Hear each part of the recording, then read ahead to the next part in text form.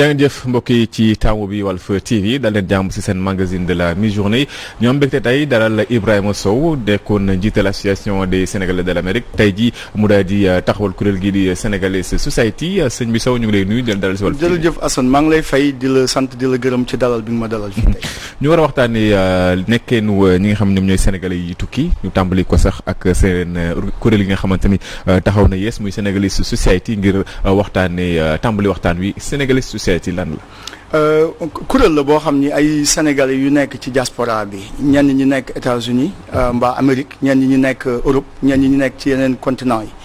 ñoo ko taxawal li ko yëkkati nag mooy d'abord protéger immigré yi léeg-léeg yëpp nga dégg immigré bu am ay difficultés fi mu nekk. léeg-léeg yëpp nga dégg ku ñu rey ku ñu boom léeg-léeg yëpp nga dégg ku ñu tëj kaso léeg-léeg yëpp nga dégg ku am ay difficultés loolu bokk na ci li ci jiitu mais li ci ëpp solo mën na am mooy def pexe ba immigré itam fu ñu mënta nekk. ñu participer ci waxtaan bi nga xam ne moom la ñuy waxtaanee réew mi. te xam nga nit mënul taxawal mbaa tabax démocratie bu tax ñuy wax. ba pare te boole woo ci 25% de la population. immigré yi tey daanaka ci lim boobu lañ leen di xayma. am na ay politique publique yu bari yoo xam ni def nañ ko fi ci turu immigré yi mbaa pour immigré yi. te kenn laaju ci seen xalaat. alors te immigré yi am nañ ay ressources am nañ expertise am nañ matière grise boo xam ne dina leen permettre ñu participer ci loolu suñ leen ko yëgalee. alors ñu xaar lu yàgg nag ne léegi nag jot na ñun ñu taxaw. taxawal kuréel googu ba waxtaan bu amati boo xam ni dafa jublu ci réew mi mbaa dafa jublu ci kuréelu ci immigré yi ñu joxe ci suñu xalaat suñ ko jëlee baax na suñ ko jëlul baax na waaye nag kenn du wax ni immigré yi kat dañ leen cee déggul loolu moo tax. am na yaa ngi koy wax sànq am na mbir yoo xamante ne ay politique yu ñuy teg jëmale ko ci immigré yi te daanaka laaj ñu leen si ñoom lan moo si seen xalaat jamono ji am na ay mbir yoo xamante ne jamono ji état fas yéene na koo teg wala nee na dina ko teg am na yoo xamante sax nee na woon tàmbali na ko fi mu la toll ak yéen lan ngeen si jot a am ak lan leen si jot a def. loolu exemple bu am solo la. ci li nga xam ne tax na ñu bëgg a taxaw.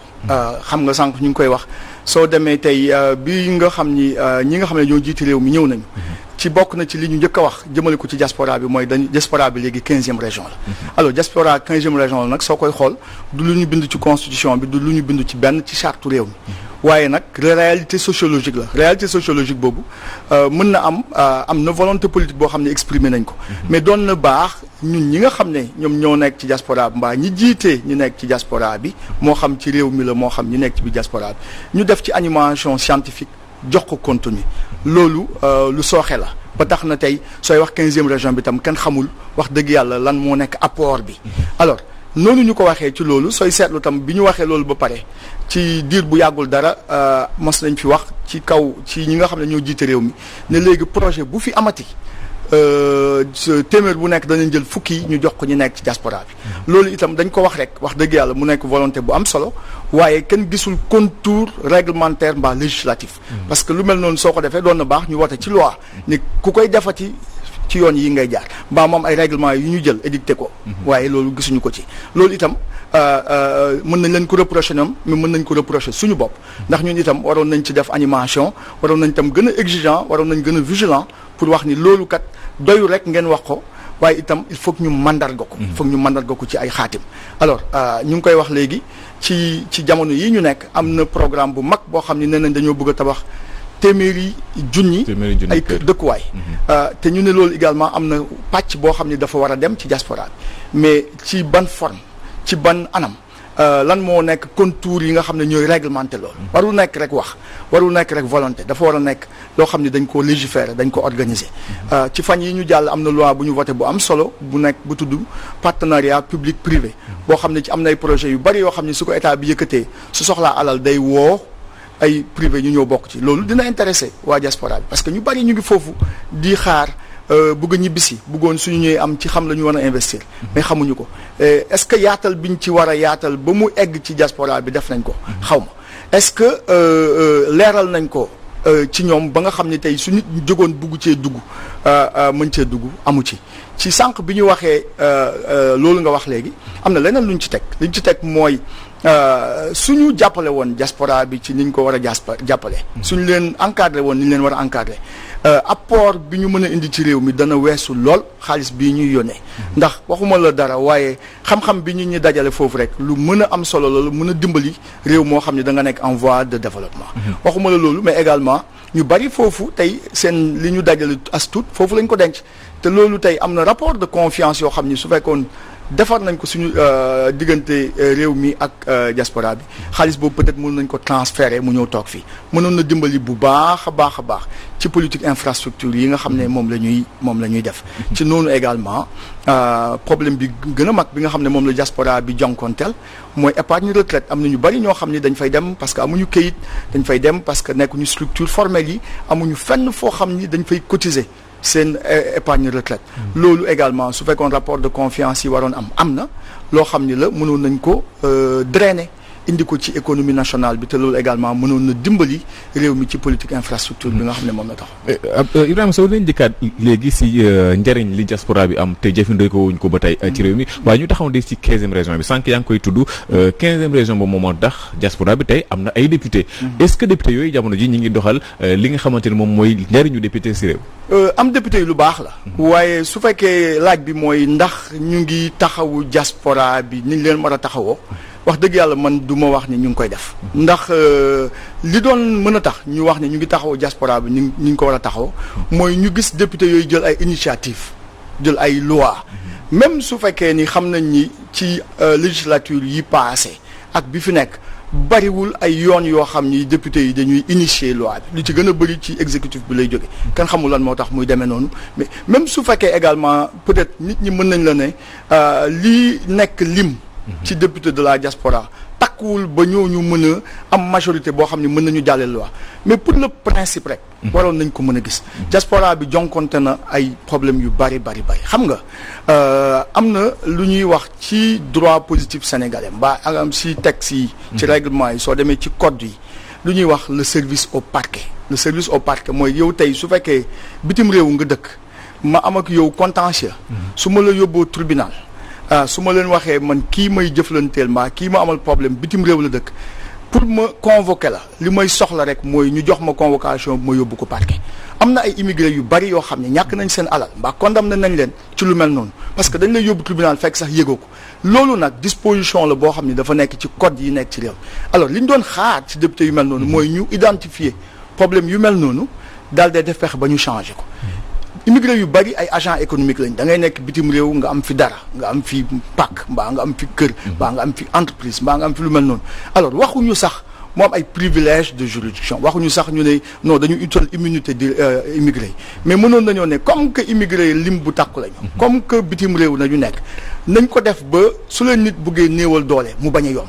alors de sorte que ci procédure yi nga xam ne moom la nit di yóbboo nit tribunal ñu def pexe ba mu wóor ni balaa lii di egg bañ ciy def jugement mbaa ba muy nekk foreclosure kooku muy concerné su fekkee ci diaspora bi nekk mu yëg ko loolu yëpp ay domaine la yoo xam ni wax dëgg yàlla ñu ngi ci doon xaar ñi nga xam ne ñoo ñu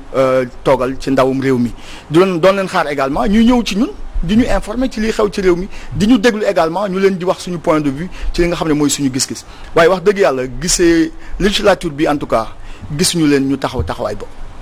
taxawaay bi ñu taxawee tax na Sénégal tey mënul jëfandikoo njëriñ li ko ay doom yi nekk bitim réew am loolu nag doon loo xamante ni dina bëri lu ñuy ñàkk ci ay opportunité ci biir réew mi waaye tamit ci yéen ñi nekk bitim réew. absolument ci ñun ñu nekk bitim réew mais surtout comme que ñun suñu taxawaay mooy dimbali lañu ñu gën leen a mën a dimbali.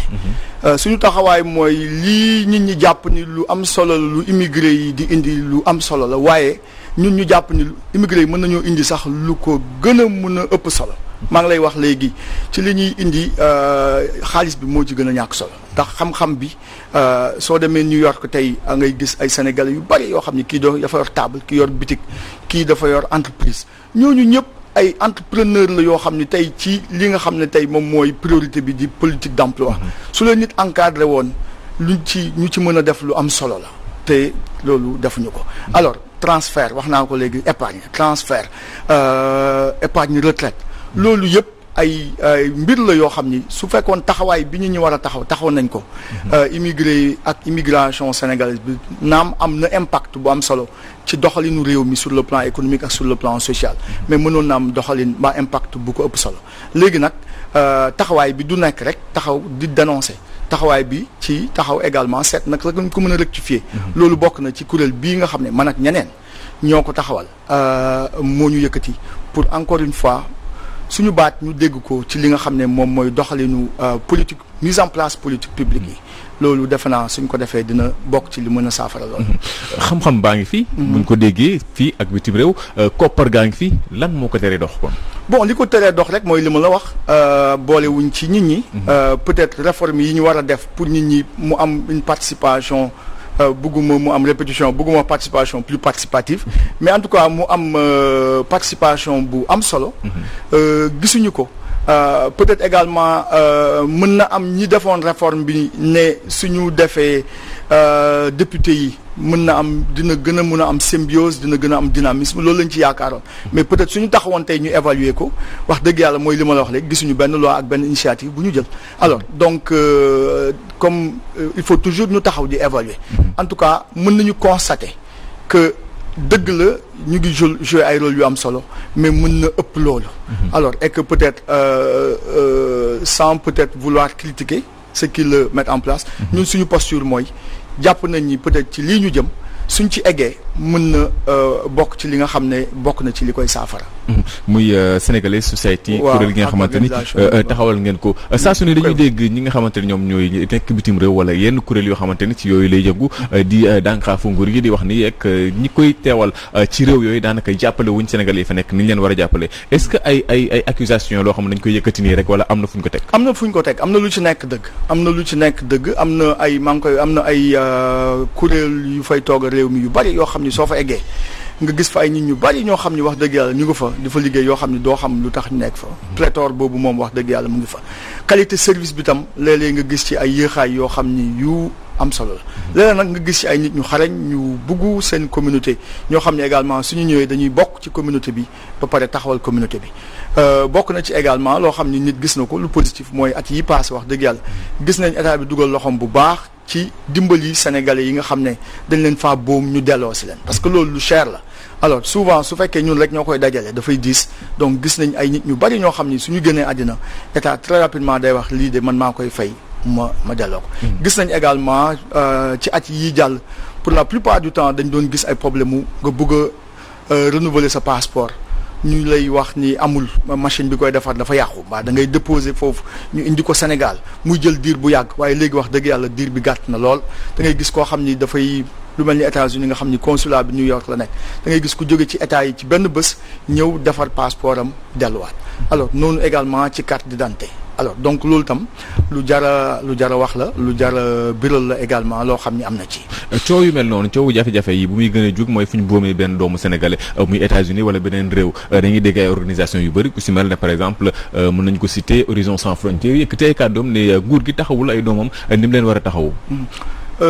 boom yooyu du pour la plupart du temps nit ñi jóguñu di boom ñooñu parce que ay sénégalais lañu loolu tam nuance la bu am solo bu jar a def dëgg la su fekkee da nga am réew boo xam ni immigration dafa am solo ñu dem ba presque quart population bi ci biti la war nga am ay mandarga yoo xam ni da ngay déployer wu rapidement pour encadrer ñooñu ak pour soutenir leen loolu dëgg la mais dëkk bu mel ni États-Unis su lu mel noonu amee am na ay structures yuy jël en charge enquête gi li koy biral mooy bi ci mujj mooy suñu mbokk yooyu nga xam ne ñoom mooy la famille Diol ay nit ñoo ñëw lakk seen kër guddi ay nit ñu bëri ñàkk ci seen jakkan alors def nañ ci enquête bu am solo ba nga xam ni jàpp nañu ñi ko def alors ci loolu également li ci jara bàyyi xel mooy am na ay organisation yu am solo yu bëri yu nekk ci diaspora bi di jóg di daanu di xëy di yendu di fanaan ci jafe-jafe yi nga xam ne moom la immigré yi di jonkonteel ay nit génn àddina ngeen war a dajale alal delloo ci corps bi assister famille ay nit am ay difficulté am fu ñu dëkk ngeen war leen dimbali ci loolu ay nit am ay difficulté seen doom jàng école am ay nit ay difficulté ak loi ngeen war cee taxaw alors organisation yooyu baax na nit ñi gën leen a ràññee mu bañ a am ay nit rek ñu ñëw bugg a mbubboo immigré yi bugg a utiliser turu immigré yi toog Dakar di wax ni da ngay waxal immigré yi loolu tam dafa am benn injustice bu ci nekk bëggoon naa tam ci question boobu ma wax la ci li ma ci xalaat ci aspect bu njëkk bi ma wax la également que deuxième partie bi nit ñi baax na ñu bàyyi xel ñi wax dëgg yàlla organisation yi nga xam ne ñooy taxaw immigré yi ñoo leen di taxawal am seen légitimité am également légalité bi nga xam ne moom moo tax ñu ngi ci biir diaspora bi di taxaw immigré yi. jafe-jafe yi immigré yi di dund bëri na bokk na ci crise bi nga xamante ne daanaka àdduna bi yëpp a ko yëg muy pandémie Covid 19 bi ak li mu jur ci wàllum économie naka ngeen ko dundee. xat-xat yu métti wax dëgg yàlla ñu ci mastaw diaspora bi fu mu toll di mastaw également sénégalais Covid bi gis nañu ni mu méttee waxuma la rek feebar bi mu indi. waaye surtout ñi ci ñàkk seen liggéey surtout ñi ci ñàkk seen teraanga alors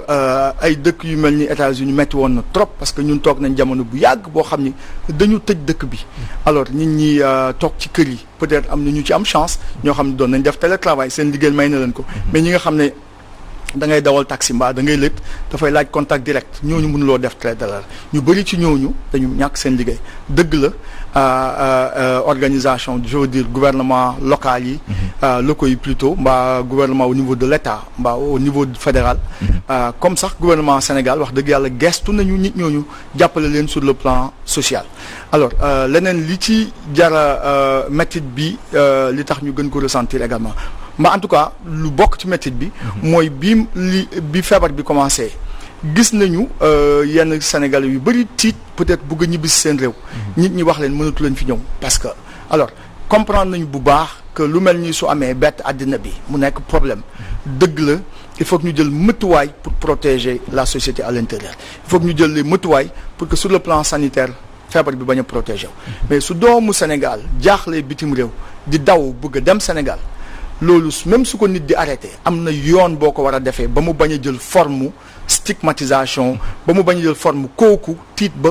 di wax ni man de kon amatuma fu ma dëkk parce que fi ma jógee ñu ngi may stigmatiser fi ma jëm également ñu ngi may stigmatiser loolu également soo ma ko mayee dinaa ko yokk ci tontu bi ma lay jox ci question boobu nga ma wax léegi. ci loolu sax dañ ci joxañ ba raamutuma askan wi saa su ne ba mbir mi tàmbalee ba léegi coow yëpp dañ ciy jox askan wi waaye est-ce que du nguur gi tamit moom moo taxawaay boo xamante ni kàddu yi mu yëkkati dafa tiital askan wi ci mbir moomu waaye tamit ci mbiru néew yi ñoo doon dellu ci. dëgg la parce que nguur gi moom mooy responsable moom mooy lu baax moom la lu baaxul tam moom la parce que moom mooy nguur gi ñoom la ñu jiital ñoom la ñu teg seen loxo suñu baat. du dëgg donc lu mel noonu su amee certainement ñoom am nañ ci responsabilité alors maintenant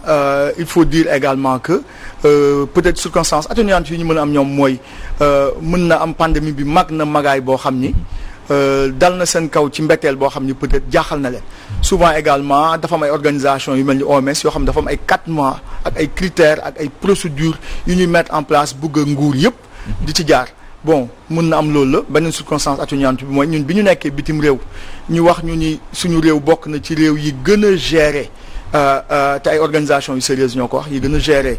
pandémie bi ba mu nekk deuxième nekkoon na fierté bu baax ci ñun wax dëgg yàlla gis ñuy citer sa réew ci lu mel noonu lu baax la peut-être loolu également nekk na circonstance atténuante. ñu waxtaanee seen expérience dund gi ngeen di dund foofee ci bitim réew ndaxte boo xoolee réew mel ne Amérique fi nga nekk ute na loolu ak Sénégal ci ay réalité ci ay culture naka ngeen di def ba yar seen i doom ndaw ñi ba ñu doon ay sénégalais doonte juddowuñ fa. daf ci am lu am solo loo xam ni daanaka ñun bi ñu demee fa lañ ko fekk ñu fa jiitu woon dañ fa liggéey bu am solo mu dimbali ñu ci yar xale yi pour ñu des nekk ay sénégalais maa ngi la koy wax sànq soo demee tey New York nga xam ni ci dëkk yi gën a mag ci àddina la bokk ci dëkk bi yi gën a mag Amérique su dul dëkk bi gën a mag am na fa benn yoon boo xam ni daanaka Sénégal bu ndaw lañ koy woowee soo demee New York amul France bu ndaw amul Allemagne bu ndaw amul Nigéria bu ndaw amul Ghana bu ndaw ñetti réew rek ñetti nation nga fay fekk ñu wax leen fa mooy mën na am quartier chinois mbaa Little Italie beneen bi ci topp mooy Little Sénégal loolu nag source de fierté la te nit ñi évaluer wuñ ko apprécier wuñ ko ci niñ ko war a apprécier joxuñu également crédit ñi nga xam ne noonu lañ ko war a joxee ñooñu taxawoon ba loolu am ko ndax ñi ko def ñi ci gën a bëri ay nit la yoo xam ne daanaka sax pour la plupart du temps jànguñu école mais ay nit la yu xarañ yoo xam ne également valoriser nañu fi ñu jógee ba bi ñu demee seen comportement exemplaire ba ñu mën a dem ñaari ay quartiers yu mel ni Harlem installé wu fa marqué fa seen territoire bàyyi fa mandarga Sénégal ba sax tax ba yeneen nationalité yu mel ni les pays de l'Afrique suñu frères et sœurs yi nga xam ne Afrique de l'Ouest lañ jógee bi ñu ñëwee tax ñu gën a mën a am yaatu pour installer wu alors loolu nag lu am solo la li ko indi également mooy sénégalais yi fa jiitu woon mais tey soo demee par exemple ci zone yooyu fu mel ni Harlem di nga fa fekk Zawiya Alaaji Malick di nga fa fekk Kër Sëñ Touba di nga fa fekk Kër Baye Niass di nga fa fekk soo demee tuuti peut-être ci côté Brooklyn Galle Cheikh Oumar di nga fa fekk Galle Cheikh Tidiane donc loolu yëpp également vraiment signe dynamisme bu mag la boo xam ne waroon nañ ko mettre en étendard sénégalais yi xam ko parce que pour la plupart du temps su ñuy wax immigré yi rek lu sooxe la ñuy wax mais nañu xam ni immigré yi jàpp nañu au sérieux rôle ambassadeur boobu nga xam ne jox nañ leen ko teewal nañ leen fa teñal nañ fa également ak dignité ba nga xam ne foo demoon tey foofu di nga fa gis turu Sénégal soo demoon tey également foofu di nga fa gis ñi fa cuisine sénégalaise développé woo mu nekk une percée sur le plan culturel boo xam ni immigré yi nga xam ne ñoom ñoo fi jóge dem États-Unis def nañ ko pour améliorer image yu Sénégal lu jar a bàyyi xel la donc si bërëb yooyu la ñuy tàggatee ndaw ñi ngir ñu doon ay sénégalais dëgg. exactement maa ngi la koy wax léegi am nañ fa ay këru diine. am nañu fa ay këru diine yoo xam ni ñu nga fay jàngale suñuy valeur ñu nga fay jàngale également suñu diine loolu également ñun ñii dañ fay daje. di fa fàttaliku suñu li ñu bàyyi si gannaaw di fa bëgguma wax cultiver suñu culture. mais en tout cas di fa tàngat suñu bopp ci li nga xam ne moom la ñu bàyyi gannaaw. ba tax na nit ñi fàttewuñu seen bopp soo fàttewul sa bopp nag su la sa parce que yar nit du dara lu dul wax ko defal ni may def. mu xëy di gis ni ngay def gis ni nga toppatooy sa diine gis ni nga toppatooy sa culture ñu ngi ciy def lu ñu mën waaye comme ni ñu ko waxee léegi def pexe ba xale yooyu. des nekk ay sénégalais lu am solo la sur le plan social et sur le plan culturel mais dafa am également incidence sur le plan économique parce que tey sénégalais yi nekk ci bitim réew ñu ngi yónnee xaalis li tax ñu yónnee xaalis mooy seeni famille lañ ko yónnee seeni njaboot lañ ko yónnee ay nit yu ñu xam ay nit ñoo xam ne bokk nañu am lu ñu bokk ak ñoom am fu ñu jaarandoo ak ñoom xale yi nga xam ne nag fële la ñu juddoo peut-être amuñu chance boobu il faudrait peut-être que mu am benn encadrement de proximité inculquer leen valeur yooyu insister ba ñoom également suñu eggee ci atu production ci jamono bi nga xam ne ñoom dañuy productif